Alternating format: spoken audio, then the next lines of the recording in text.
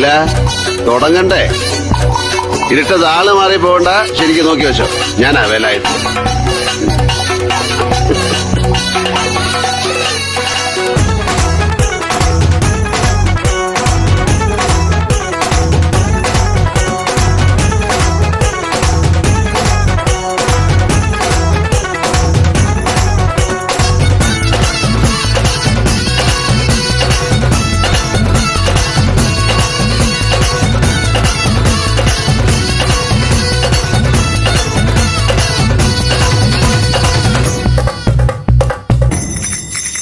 ഈ താരകാസുരനെ വടിവേലിൽ പോക്കാനല്ലോ തിരുവന്നൂരിൽ വടിവേലൻ വന്നു.